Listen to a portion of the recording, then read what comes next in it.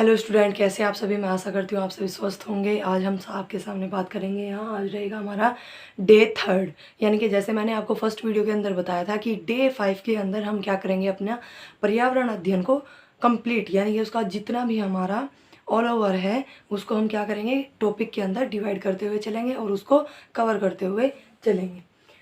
आज हमारा जो टॉपिक रहेगा वो है हमारा ये कृषि एवं उपज, भोजन, स्वास्थ्य एवं स्वास्थ्य, यानी कि कृषि उपज रहेगा, भोजन एवं स्वास्थ्य स्वास्थ्य रहेगा। अगर मैं यहाँ बात करूँ कृषि एवं उपज की, तो सबसे पहले हम बात करेंगे यहाँ कृषि। कृषि क्या होता है, हमारा फसल जो हम यानी कि खेती करते हैं उसको हम क्या बोलते हैं, कृषि बोलते हैं। अब देखिएगा यहाँ, तो इसके अंदर मैंने यहाँ बात किया प्रमुख फसल, यानी कि फसल के कुछ प्रकार हैं। क्या है यहाँ, फसल के कुछ प्रकार हैं। अगर मैं यहाँ बात करूँ तो फसल हमारी 4 प्रकार की होती है। जो हमारी फसल होती है वो कितने प्रकार की होती है, 4 प्रकार की होती है। तो अगर मैं यहाँ बात करूँ तो जो हमारी पहली है यानी कि रबी की, क्या है हमारे पास, रबी की फसल। फिर है हमारे पास खरीफ की फसल, फिर है जायद की फसल और नगदी की फसल। किसकी फसल, नगदी की फसल। अब देखिएगा आप, यानी कि फसल कितनी है हमारी, कितने प्रकार की होती है, 4 प्रकार की।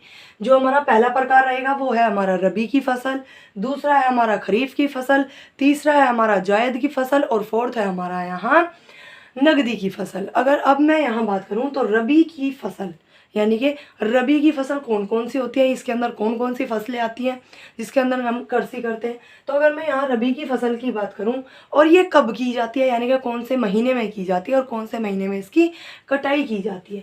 अगर मैं यहाँ बात करूँ इसकी बुआई की,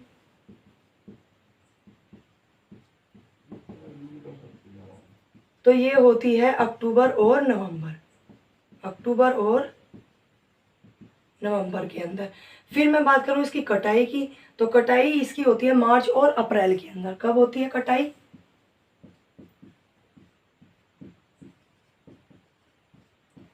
मार्च और अप्रैल में। ठीक है। अब देखिएगा यहाँ जो हमारे पास आता है गेहूं, इसके अंदर क्या आता है, रबी की फसल के अंदर गेहूं, जौ, चना, मटर, सरसों, आलू और मसूर। अगर मैं बात करूं तो ये कब की जाती है, अक्टूबर और नवंबर के अंदर की जाती है इसकी बुआई, और कटाई कब होती है, मार्च और अप्रैल में। तो गेहूं, जौ, चना, मटर, सरसों, आलू और मसूर। फिर बात करेंगे यहाँ खरीफ की फसल की, तो खरीफ की फसल के अंदर आती है धान, ज्वार, मक्का, मूंगफली, कपास, बाजरा, सोयाबीन और अरहर। क्या आती है हमारी, इसके अंदर जो मेन रहेगी, यानी कि रबी के अंदर गेहूं, जो, चना, मटर, सरसों रहता है, इसके अंदर रहता है धान, ज्वार और मक्का या फिर कपास। अब अगर मैं इसकी बुआई की बात करूं तो इसकी बुआई होती है हमारी जून और जुलाई के अंदर। कब होती है, जून और जुलाई में होती है। और अगर मैं इसकी कटाई की बात करूं तो अक्टूबर नवंबर में इसकी कटाई की जाती है। फिर आता है हमारा जायद की फसल। जायद की फसल के अंदर आता है तरबूज, खरबूजा, ककड़ी और खीरा। क्या आता है, तरबूज, खरबूजा, ककड़ी और खीरा। नकदी की फसल के अंदर क्या आता है हमारा, अब जायद की फसल कौन सी होती है, जब वर्षा ज़्यादा हो। जब वर्षा ज़्यादा हो तो बरसात के दिनों में तरबूज, खरबूजा, ककड़ी और खीरे की फसल की जाती है, जिसको हम बोलते हैं जायद की फसल। फिर आता है हमारा नकदी की फसल। तो नकदी की फसल के अंदर आता है गन्ना, कपास, यानी कि नकदी की फसल के अंदर भी और खरीफ की फसल के अंदर भी हमारा कपास। फिर है इसके अंदर जूट, चाय, तंबाकू और केला। ठीक है। इसके अंदर जो मेन पॉइंट रहता है हमारा, एक तो चाय रहता है, एक गन्ना रहता है। ठीक है। चाय और गन्ना इसमें पूछा जाता है कि चाय कब, यानी कि चाय कौन सी फसल है, नकदी की फसल है या फिर जूट, जूट नकदी की फसल है या जायद की फसल है या खरीफ की फसल है। ठीक है। अब इसके बाद आता है हमारा कुछ प्रमुख कृषि क्रांतियाँ। क्या आता है, कुछ प्रमुख कृषि क्रांतियाँ। अब देखिएगा यहाँ हरित क्रांति की अगर मैं बात करूँ तो हरित क्रांति यहाँ किससे रिलेटेड है और ये कब आई थी। तो अगर मैं हरित क्रांति की बात करूँ तो ये किससे रिलेटेड है, कृषि से रिलेटेड। किससे है, कृषि उत्पादन से रिलेटेड है। फिर देखिएगा ये कब आई थी, तो 1966 और 67 में। ठीक है। और हरित क्रांति यानी कि इसके जो हमारे जनक है वो कौन है, doctor MS Swaminathan. MS Swaminathan. और डॉक्टर एम.एस. स्वामीनाथन ये थे कौन? ये कौन थे? कृषि वैज्ञानिक। कौन थे? कृषि वैज्ञानिक। कृषि वैज्ञानिक। फिर मैं बात करूं यहाँ श्वेत क्रांति, तो श्वेत क्रांति किससे रिलेटेड है? हमारी दुग्ध उत्पादन से। दुग्ध उत्पादन से रिलेटेड है हमारी श्वेत क्रांति। फिर बात करेंगे यहाँ पीली क्रांति, तो पीली क्रांति किससे रिलेटेड है? तिल से। किससे रिलेटेड है? तिल से रिलेटेड या तिलहन से।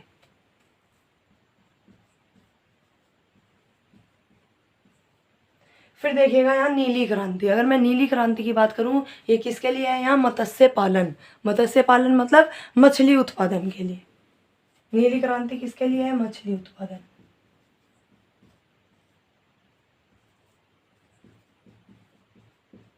मछली उत्पादन या फिर मत्स्य, यानी कि मछली को हम मत्स्य भी बोलते हैं। फिर आता है इसके अंदर गुलाबी क्रांति, तो गुलाबी क्रांति हमारी इसके अंदर आएगा प्याज। क्या आएगा गुलाबी क्रांति के अंदर? हमारा प्याज आएगा। फिर देखेगा यहाँ लाल, तो लाल है हमारा मांस और टमाटर। इससे रिलेटेड है मांस और टमाटर, ठीक है। और गुलाबी क्रांति यहाँ झींगा, झींगा होता है ना, उसके लिए भी। फिर है यहाँ गोल, तो गोल किसके लिए है? यहाँ आलू के लिए। आलू के लिए कौन सी क्रांति है यहाँ? यानी कि गोल क्रांति। फिर है यहाँ भूरी क्रांति। भूरी क्रांति किसके लिए है? उर्वरक उत्पादन। उर्वरक कौन से होते हैं हमारे? यानी कि जो हम खाद डालते हैं वो क्या कहलाते हैं? हमारे उर्वरक कहलाते हैं। फिर देखिएगा, फिर आता है स्वर्ण क्रांति, तो स्वर्ण क्रांति किसके लिए है? यहाँ फल और बागवानी के लिए क्या चलाई गई थी? स्वर्ण क्रांति। फिर है अमृत क्रांति, तो अमृत क्रांति किसके लिए है? नदी जोड़ो परियोजना के लिए हमारी क्या है? हरित क्रांति, यानी कि अमृत क्रांति। फिर है हरित सोना, तो हरित सोना किसके लिए है? यहाँ बांस उत्पादन के लिए हरित सोना है, ठीक है। ये तो हुई हमारी कुछ क्रांतियाँ, आप इनका स्क्रीनशॉट ले लीजिएगा। इसके अंदर यूटेट के अंदर एक यहाँ से क्वेश्चन जरूर आता है, फर्स्ट पेपर के अंदर भी देखने को मिलेगा और सेकंड पेपर के अंदर आपको सोशल साइंस के अंदर देखने को मिलेगा। अगर आपको वीडियो पसंद आ रही हो तो वीडियो को लाइक करिएगा और चैनल को सब्सक्राइब करिएगा। फिर देखिएगा यहाँ इसके बाद आता है हमारा कृषि उपकरण। क्या आता है? कृषि उपकरण। तो अगर मैं यहाँ कृषि उपकरण की बात करूँ, खुदाली। खुदाली आप सभी ने सुना होगा नाम, तो खुदाली जिसको हम फावड़ा भी बोलते हैं या फावला भी बोलते हैं। तो जो फावड़ा होता है वो क्या होती है? हमारी खुदाली। इससे की जाती है खुदाई। किसकी खुदाई की जाती है? खरपतवार की। और खरपतवार क्या होती है? हमारी घास होती है, ठीक है। फिर इसके अंदर आता है हमारा हल, और हल यहाँ से हल से हम क्या करते हैं? जुताई करते हैं। किसकी? खेतों की। यानी कि खेतों की जुताई के लिए हम कौन से उपकरण का? कृषि उपकरण का उपयोग करते हैं, तो हल का उपयोग करते हैं। फिर आता है कल्टीवेटर, तो कल्टीवेटर का यूज किसके लिए किया जाता है? यहाँ ट्रैक्टर द्वारा जुताई के लिए हम किसका यूज करते हैं? यहाँ कल्टीवेटर का यूज करते हैं। फिर आता है हमारा हार्वेस्टर, तो अगर मैं यहाँ हार्वेस्टर की बात करूँ, ये किसके लिए है? फसल काटने के लिए। किसके लिए? फसल काटने के लिए। फिर आता है हमारा थ्रेसर, ये इसमें इम्पोर्टेंट है, ये पूछा गया है क्वेश्चन, हार्वेस्टर और थ्रेसर। थ्रेसर किसके लिए? यहाँ अनाज और भूसे को अलग करने के लिए, यानी कि अनाज को अलग करना और भूसे को अलग करना। अनाज और भूसे को अलग करने के लिए हमारे पास क्या है? यहाँ थ्रेसर, यानी कि कृषि उपकरण कौन सा यूज करते हैं? हम थ्रेसर का। फिर आता है यहाँ सीड ड्रिल। सीड ड्रिल किसके लिए है? यहाँ बुआई के लिए है।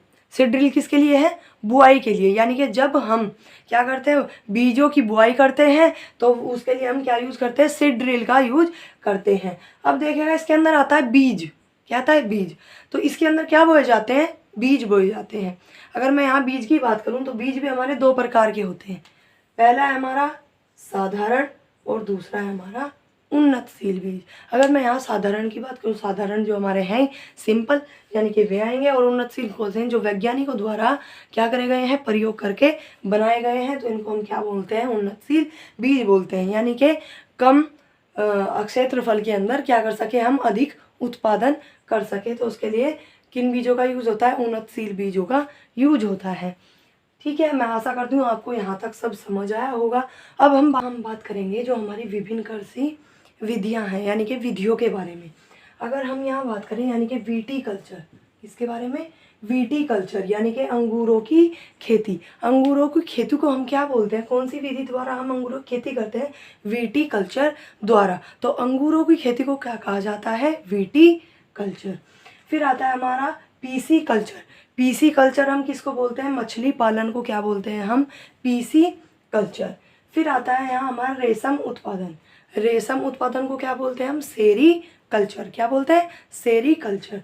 फिर आता है हमारा मोरी कल्चर। तो मोरी कल्चर किसके लिए है, यहाँ हमारा सहतूत की कृषि के लिए। किसके लिए, सहतूत की कृषि के लिए, क्योंकि जो हमारे रेशम के कीट होते हैं वे कहाँ रहते हैं, ज़्यादातर सहतूत के पेड़ पर रहते हैं, जिससे कि रेशम उत्पादन भी हो सके। तो उसको हम क्या बोलते हैं, सहतूत की कृषि को मोरी कल्चर बोलते हैं। फिर आता है हमारे पास यहाँ एपी कल्चर। क्या आता है, एपी कल्चर। तो मधुमक्खी पालन को हम क्या बोलते हैं, एपी कल्चर बोलते हैं। ये मोस्ट इम्पोर्टेंट रहेगा यहाँ से, सेरी कल्चर और एपी कल्चर और विटीकल्चर। इनमें से एक क्वेश्चन आपको देखने को मिलेगा ही मिलेगा ईवीएस के अंदर। फिर आता है हमारा वर्मी कल्चर। वर्मी कल्चर किसको बोलते हैं, केचुओं का उत्पादन। और केचुओं को हम क्या बोलते हैं, यानी कि किसान का दोस्त भी कहते हैं। किसान का दोस्त हम किसको बोलते हैं, यहाँ केचुए को बोलते हैं। फिर इसके बाद आता है यहाँ पोमोलॉजी। पोमोलॉजी किसके लिए है, यहाँ फल के उत्पादन के लिए क्या है, यहाँ पोमोलॉजी, यानी कि इसके अंदर ये विभिन्न विभिन्न विधियाँ हैं जिसमें इनका अध्ययन किया जाता है। फिर फूलों का उत्पादन किसके अंदर, फ्लोरीकल्चर के अंदर क्या होता है, यहाँ फूलों का उत्पादन होता है। किसके अंदर, फ्लोरीकल्चर के अंदर। ठीक है, इसके अंदर आप इन 3 को नोट कर लिएगा। जो हमारे यानी कि इम्पोर्टेंट मेन रहेंगे वो विटीकल्चर, सेरीकल्चर और एपीकल्चर है। और अगर ये ना आए तो संभावना बन सकती है यानी कि इनमें से कोई आ जाए एक। तो इसलिए हमको ये सारे के सारे पढ़ने हैं। यानी कि विटीकल्चर किसको, अंगूरों की खेती को बोलते हैं, ऐसे करके। तो आप या तो इसका स्क्रीनशॉट ले लीजिए या इसको नोट करते हुए चलिएगा। अगर सेशन पसंद आ रहा हो तो सेशन को आप लाइक भी करते हुए चलिएगा और सब्सक्राइब करना ना भूलिएगा। फिर आता है हमारा उर्वरक। क्या आता है, उर्वरक। अगर हम यहाँ उर्वरक की बात करें तो उर्वरक हमारे 2 प्रकार के होते हैं, जैसे कि जैविक उर्वरक और रासायनिक उर्वरक। फिर इसके अंदर मैं बात करूँ NPK। जितने भी हमारे रासायनिक उर्वरक होते हैं ये अधिकतर किसके द्वारा मिलकर बनते हैं, यानी कि NPK। इनमें से एक कंपाउंड आपको देखने को मिलेगा, यानी कि चाहे तो इसके अंदर हमारा एक तत्व होगा इनमें से, यानी कि चाहे तो नाइट्रोजन हो, चाहे हमारा फास्फोरस हो, चाहे हमारा पोटेशियम हो, तीनों में से एक देखने को मिलेगा जितने भी कंपाउंड इसके अंदर आएंगे। तो अगर मैं यहाँ बात करूँ जैविक की, तो जैविक हमारा कौन सा है, यानी कि जो गोबर है, जो गोबर खाद है इसको हम क्या बोलते हैं, जैविक खाद बोलते हैं। फिर है यहाँ कंपोस्ट खाद। कंपोस्ट खाद क्या है, यहाँ हमारी जैविक उर्वरक है। क्या है, जैविक उर्वरक। अब अगर मैं यहाँ बात करूँ कंपोस्ट खाद कौन सी होती है हमारी, जो हमारे पास यानी कि हरी सब्जियाँ हैं या फिर सड़े गले जितने भी पदार्थ होते हैं उनसे बना हुआ जो खाद होता है उसको हम क्या बोलते हैं, कंपोस्ट खाद बोलते हैं, यानी कि जो गल जाए। फिर आता है हमारा केचुआ। क्या आता है, केचुआ। तो केचुआ किसके लिए है, यहाँ वर्मी कंपोस्ट के लिए क्या है, यहाँ केचुआ किसके लिए, वर्मी कंपोस्ट के लिए। फिर है यहाँ हमारा इसके अंदर यानी कि रासायनिक। तो रासायनिक के अंदर अगर मैं बात करूँ तो इसके अंदर आता है यूरिया। क्या आता है, यूरिया। और जो यूरिया का फॉर्मूला है वो होता है हमारा NH2CONH2। क्या होता है, NH2CONH2। फिर इसके अंदर अमोनियम सल्फेट। क्या है, अमोनियम सल्फेट इसके अंदर, किसके अंदर, रासायनिक उर्वरक के अंदर। फिर आता है हमारा जिंक सल्फेट। क्या आता है, जिंक सल्फेट। फिर आता है सुपर फास्फेट। क्या आता है, सुपर फास्फेट। तो ये हमारे क्या रहेंगे, रासायनिक उर्वरक, और ये रहेंगे हमारे जैविक उर्वरक। फिर हमारे कुछ मेन टॉपिक है इसके अंदर। इसके अंदर आता है खरपतवार नाशक। क्या है, खरपतवार नाशक की अगर मैं बात करूँ तो इसके लिए यहाँ दवाई यूज़ की जाती है 2 और 4D। यानी कि अगर हमारे खेत में क्या हो गई है, खरपतवार अधिक हो गई है तो उसके नाश करने के लिए यानी कि उसको हटाने के लिए हम कौन सी दवाई का यूज़ करेंगे, 2,4-D। ये क्या है, यहाँ दवाई का नाम रहेगा हमारा 2,4-D। फिर आता है हमारा यहाँ कवकनाशक। क्या आता है, कवकनाशक। अगर मैं यहाँ कवकनाशक की बात करूँ तो ये हमारा क्या है, बोर्डियक्स मिश्रण। क्या है, बोर्डियक्स मिश्रण होता है जो किसके लिए यूज़ किया जाता है, कवक यानी कि फफूंदी होती है जो हमारी, उसके विनाश के लिए। तो बोर्डियक्स मिश्रण किस किस का होता है, कैल्शियम सल्फेट का होता है, यानी कि CaSO4 का होल ट्वाइस। ये क्या है हमारे पास, कैल्शियम सल्फेट।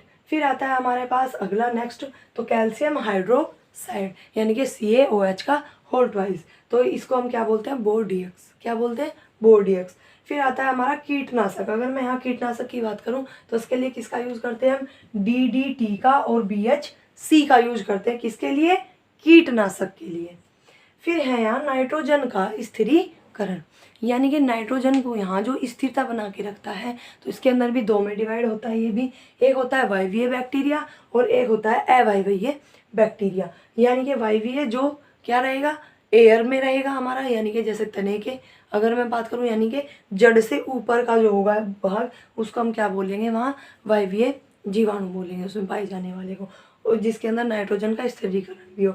और अगर अवायवीय यानी कि जड़ के अंदर हो रहा है, तो जड़ के अंदर को क्या बोलेंगे हम, राइजोबियम, और वायवीय को क्या बोलेंगे, एजेटोबैक्टर। क्या बोलेंगे, एजेटोबैक्टर। और अवायवीय को क्या बोलेंगे, राइजोबियम। आप इसका स्क्रीनशॉट ले लीजिएगा। तो इसके बाद हमारे ये हो गया इधर यानी कि उर्वरक, और ये हो गया इधर विभिन्न कृषि विधियाँ। अब हम बात करेंगे यहाँ जो हमारा भोजन स्वास्थ्य एवं स्वास्थ्यता के बारे में। तो इसके अंदर अगर मैं भोजन स्वास्थ्य की बात करूँ तो इसके अंदर क्या आएगा, सबसे पहला टॉपिक पोषक तत्व, यानी कि कौन कौन से पोषक तत्व हैं और ये किससे प्राप्त होते हैं। और इसके अंदर अगर मैं बात करूँ तो पोषक तत्व हमारे कितने हैं, 5। कौन कौन से हैं, पहला है हमारा प्रोटीन, दूसरा है हमारा वसा, तीसरा है कार्बोहाइड्रेट, फोर्थ है हमारा विटामिन और फिफ्थ है हमारा खनिज लवण। क्या है हमारा, खनिज लवण।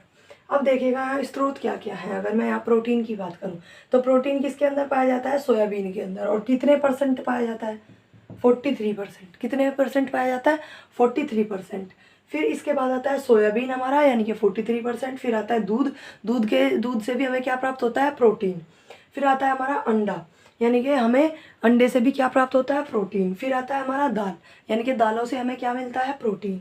फिर है मछली और पनीर, इनसे हमें क्या मिलता है, प्रोटीन। और अगर हमारे शरीर में प्रोटीन की कमी हो जाए तो हमें कौन सा रोग हो जाएगा, क्वासी और ये आपको साइंस के अंदर भी देखने को मिलेगा क्वेश्चन, और आपको ईवीएस के अंदर भी देखने को मिलेगा, यानी कि फर्स्ट पेपर के अंदर भी और सेकंड पेपर के अंदर भी।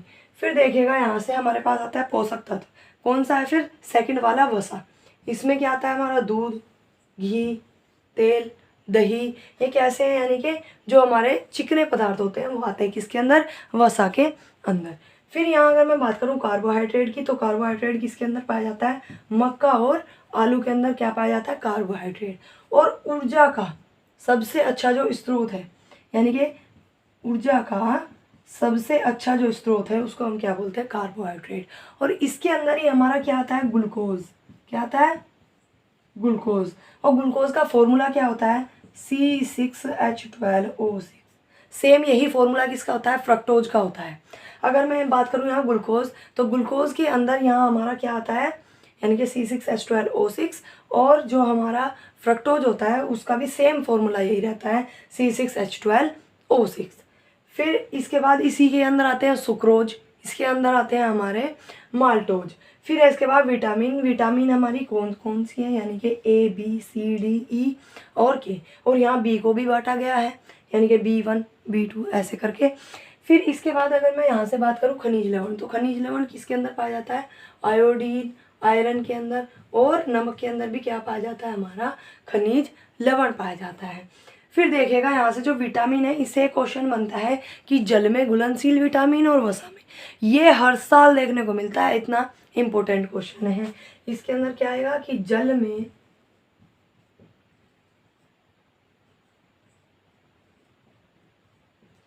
घुलनशील विटामिन कौन कौन से हैं, और वसा में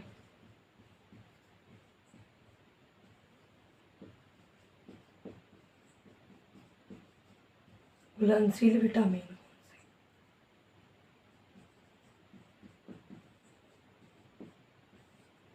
ठीक है, तो अगर मैं इसके अंदर बात करूँ, जल में घुलनशील होते हैं हमारे ओनली 2, यानी कि B और C।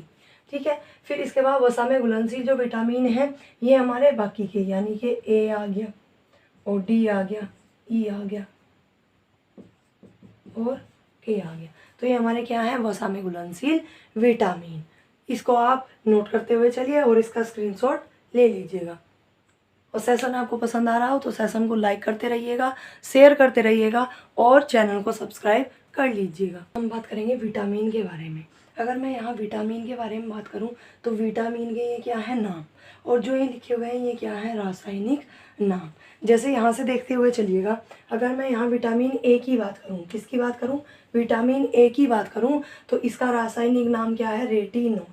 यहाँ से एक क्वेश्चन जरूर बनता है रासायनिक नाम का कि इस विटामिन का रासायनिक नाम क्या है।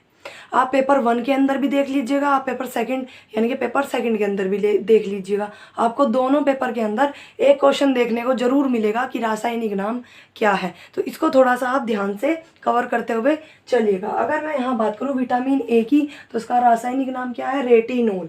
और अगर मैं यहाँ बात करूँ विटामिन B1 की तो इसका रासायनिक नाम क्या है थाइमीन। क्या है थाइमीन। फिर यहाँ से B2 की बात करूँ तो इसका नाम क्या है राइबोफ्लेविन। क्या है राइबोफ्लेविन। फिर है हमारा B3, तो B3 क्या है हमारा निकोटेनेटाइड। क्या है निकोटेनेटाइड। फिर है B5 का यहाँ से बनता है पेंटाथेनिक। ये क्या है इसका रासायनिक नाम है। फिर अगर मैं यहाँ बात करूँ B5 के बाद हमारा B6 तो उसका नाम है पायरिडोक्सिन। क्या है पायरिडोक्सिन। फिर आता है हमारा B7 का नाम है हमारा रासायनिक नाम बायोटीन। क्या है बायोटीन। इसके अंदर हमारा जो ये है B1 थाइमीन और A रेटिनोल, ये इम्पोर्टेंट है इसके अंदर। फिर इसके बाद आता है हमारा B8, ये क्या है फोलिक एसिड। क्या है फोलिक एसिड, यानी कि B8 का जो रासायनिक नाम है वो क्या है फोलिक एसिड है। फिर इसके बाद आता है B12 का क्या है साइनोकोबालामीन। साइनोकोबालामीन। फिर आता है C, विटामिन C का जो नाम है रासायनिक नाम वो क्या है एस्कॉर्बिक एसिड। क्या है एस्कॉर्बिक एसिड। फिर इसके बाद आता है विटामिन D, इसका नाम क्या है कैल्सीफेरोल। विटामिन D का क्या नाम है कैल्सीफेरोल रासायनिक नाम। फिर इसके बाद है विटामिन E, विटामिन E का क्या है यहाँ टोकोफेरोल। क्या है टोकोफेरोल। फिर है विटामिन K, विटामिन E का K का क्या है फिलिकीवोनोन। फिलिकीवोनोन किसका है विटामिन K का है। फिर देखिएगा इसको यहाँ स्क्रीनशॉट या फिर नोट करते हुए चलेगा। फिर इसके बाद आती है विटामिन के नाम। अगर मैं यहाँ विटामिन ए का बात करूँ तो इससे होने वाला रोग क्या है, विटामिन ए से यानी कि रेटिनोल से होने वाले रोग का क्या नाम है रतौंधी। क्या है रतौंधी। इसमें क्या होता है आंखों में प्रॉब्लम क्रिएट होती है। फिर है हमारा B1 के अंदर कौन सा है हमारा बेरी, जिसको हम क्या बोलते हैं म्रेमस भी बोलते हैं। फिर है हमारा विटामिन C, विटामिन C के अंदर कौन सा रोग होता है स्कर्वी रोग होता है। फिर है विटामिन डी यहाँ किससे होता है यानी कि इसको बोलते हैं हम सूखा रोग बोलते हैं। फिर है विटामिन ई क्या है जनन अक्षमता में कमी, यानी कि जो प्रजनन की अक्षमता है उसमें कमी किसकी विटामिन के कारण होती है विटामिन ई के कारण होती है। फिर है विटामिन के, जिसके कारण रुधिर का थक्का न जमना। रुधिर क्या है यहाँ रक्त है यानी कि ब्लड है, और जब ब्लड की काउंटिंग नहीं होगी यानी कि क्लॉटिंग नहीं होगी तो रक्त क्या होगा बहता रहेगा तो उसका थक्का नहीं जमेगा। वो थक्का जो नहीं जमता है वो किसके कारण तो विटामिन के कारण, यानी कि विटामिन के की कमी होती है जिसके कारण रुधिर का थक्का नहीं जमता। फिर है यहाँ स्वच्छता। अगर मैं यहाँ स्वच्छता की बस 2 ही टॉपिक लिए हैं मैंने जो इम्पोर्टेंट है। स्वच्छ भारत अभियान के कब आया यानी कि कब से लागू हुआ और कब बनाया जाता है तो 2 अक्टूबर 2014 से बनाया जाता है, 2 अक्टूबर 2014 से। फिर है दरवाज़ा बंद अभियान कब से बनाया जाता है 30 मई 2017 से, और कब मनाया जाता है 30 मई को मनाया जाता है। फिर है विश्व शौचालय दिवस कब मनाया जाता है 19 नवंबर को क्या बनाया जाता है हमारा विश्व शौचालय दिवस बनाया जाता है। अब देखिएगा यहाँ ब्रांड एम्बेसडर की अगर मैं बात करूँ तो स्वच्छ भारत अभियान के अंदर जो हमारे ब्रांड एम्बेसडर हैं उनका नाम यानी कि अभिनेता है क्या है उनका क्या नाम है अमिताभ बच्चन। क्या है अमिताभ बच्चन जी हैं। फिर इसके बाद दरवाज़ा बंद अभियान के यानी कि अगर ब्रांड एम्बेसडर की बात करूं तो अमिताभ बच्चन जी ही हैं, और दरवाज़ा बंद के अंदर अगर मैं अभिनेत्री की बात करूं तो अनुष्का शर्मा है। ये भी क्वेश्चन बन जाता है कि ब्रांड एम्बेसडर कौन है, यानी कि स्वच्छ भारत अभियान के अभिनेता कौन है अमिताभ बच्चन, और दरवाज़ा बंद अभियान के कौन है अमिताभ बच्चन जी है, और अभिनेत्री कौन है अनुष्का शर्मा जी हैं। आई होप आपको मेरा सेशन पसंद आया होगा। अगर आपको मेरा सेशन अच्छा लगा हो तो चैनल को सब्सक्राइब करिएगा, लाइक करिएगा और शेयर करना ना भूलिएगा। Thank you so much.